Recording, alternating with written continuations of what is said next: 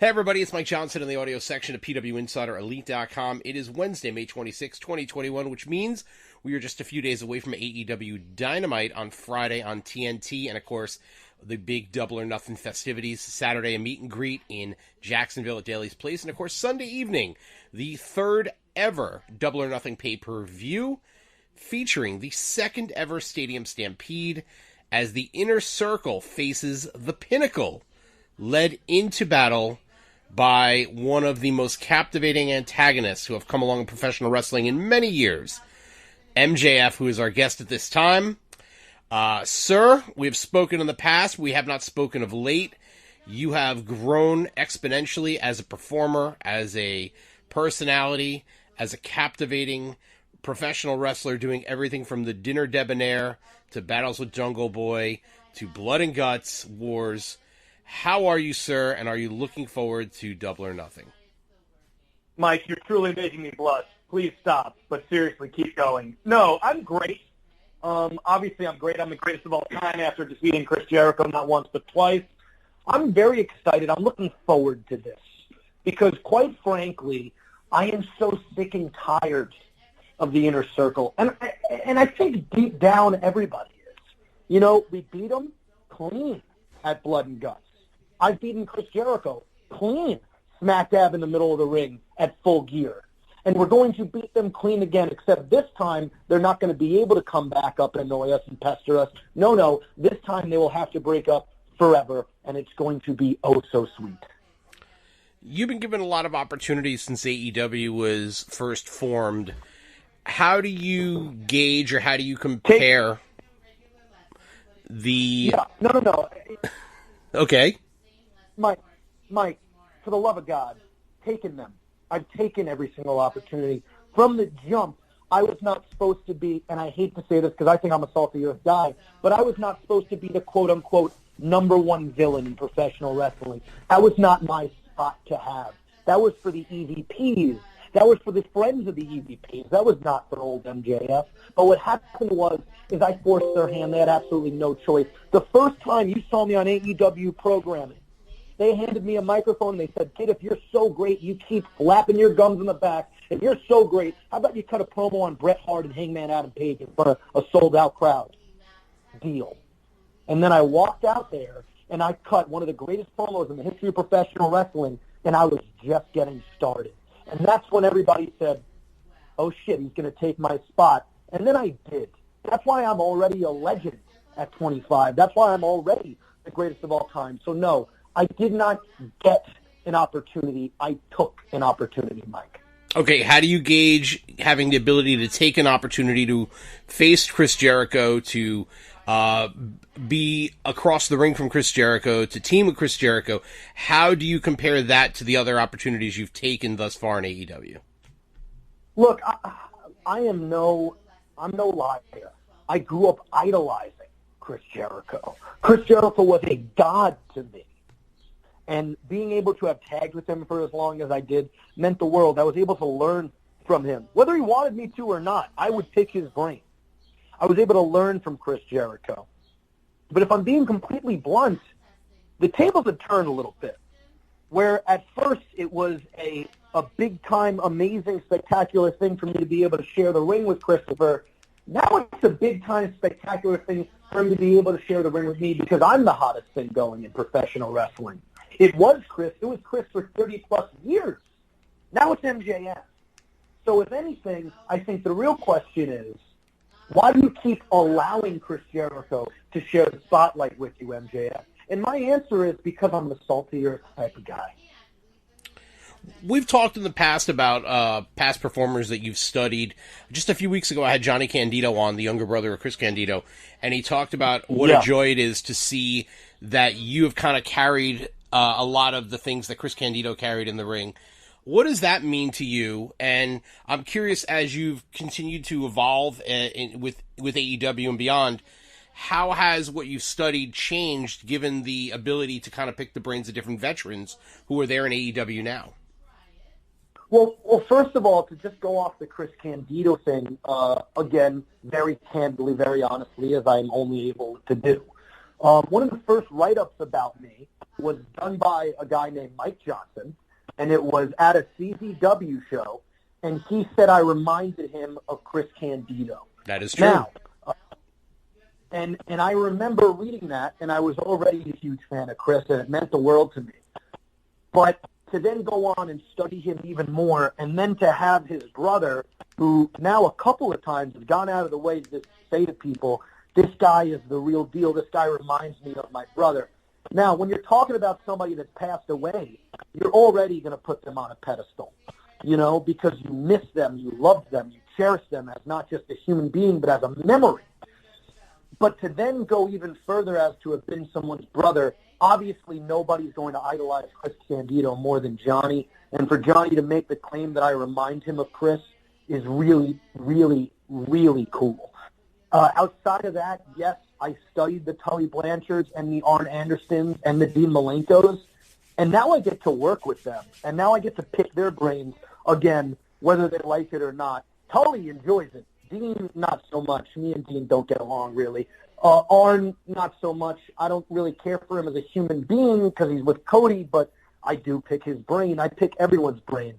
Even Jerry Lynn, that dirtbag. But I pick everyone's brain because unlike everybody else in my generation who only cares about the moves, I care about making sure psychologically I am able to not only get inside the minds of my opponent, but get inside the minds and hearts of the fans that are watching me so that when they turn the show off, they're only thinking about one person, and it's yours truly, Maxwell Jacob Friedman.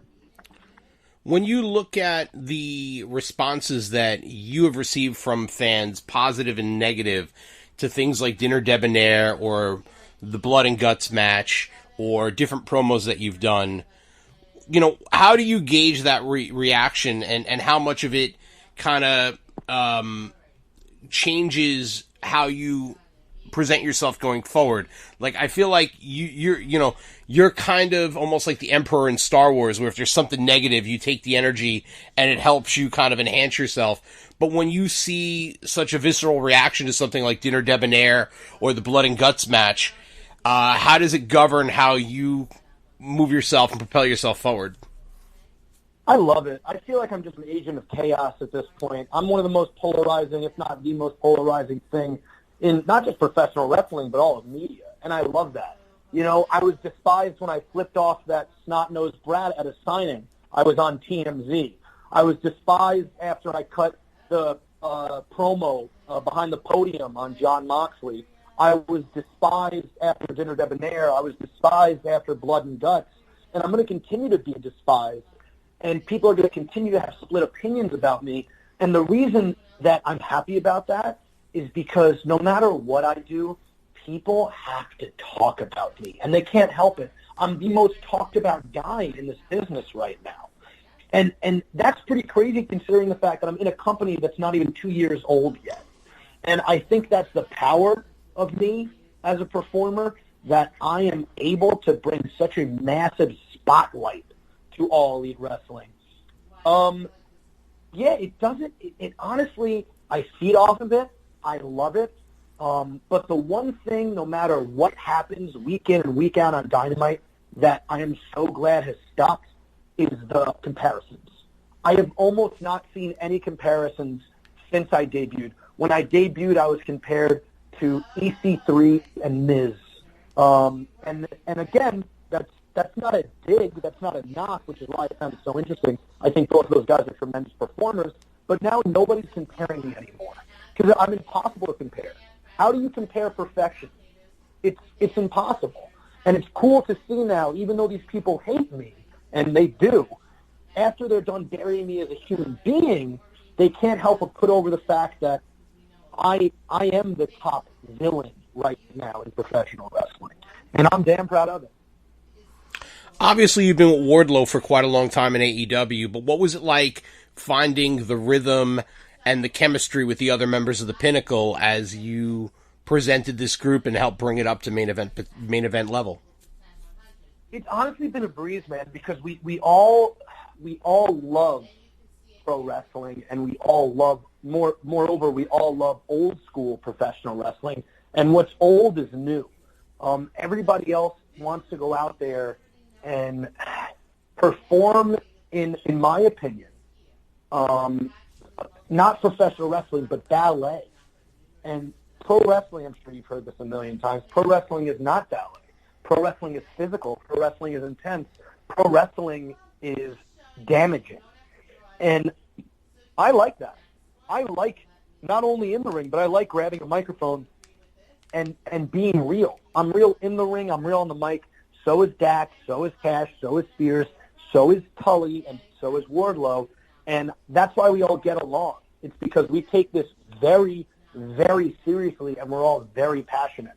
And that's why we can call ourselves the pinnacle of this profession, because you can't take your eyes off of us. Had Santana from the Inner Circle on earlier this week, and he said that his prediction for the Stadium Stampede is that we would see a lot less of the type of shenanigans that we saw last year, which were very entertaining, and a lot more of a violent encounter.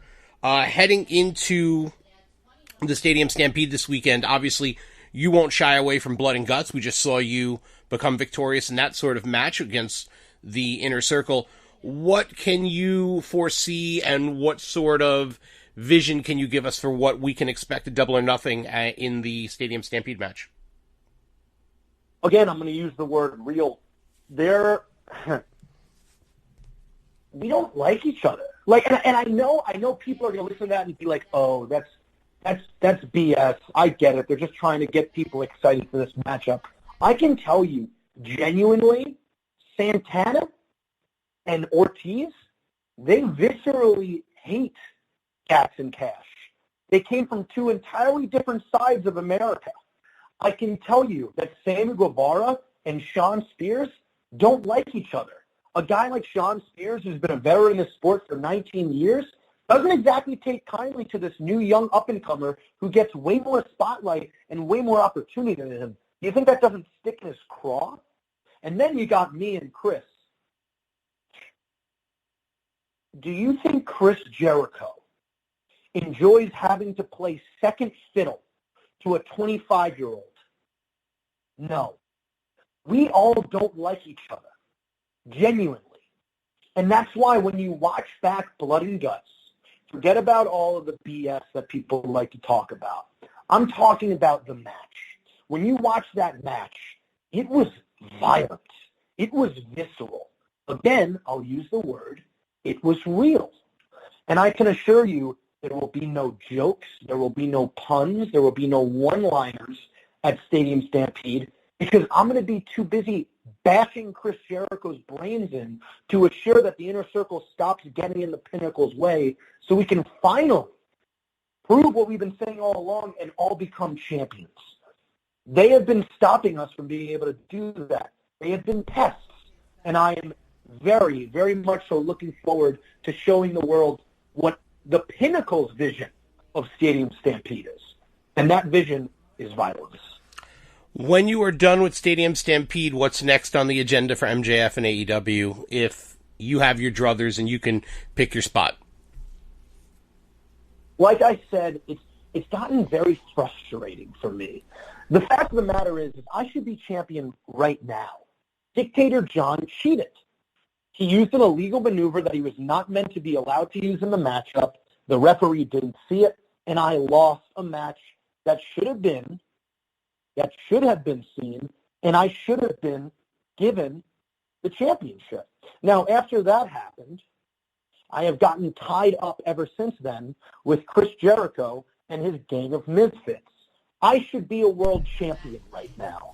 And when I am done with Chris Jericho and his misfits, as long as people stop pestering me and allow me to get into my legacy and what I was born to do, I will be the AEW world champion.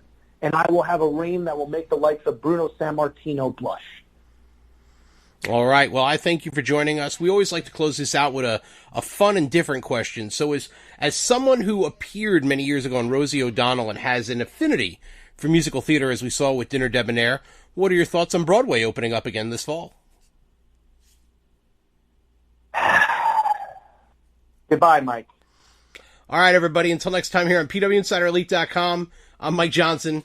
We're not going to get that answer out of MJF, but we will see him this Sunday at Double or Nothing.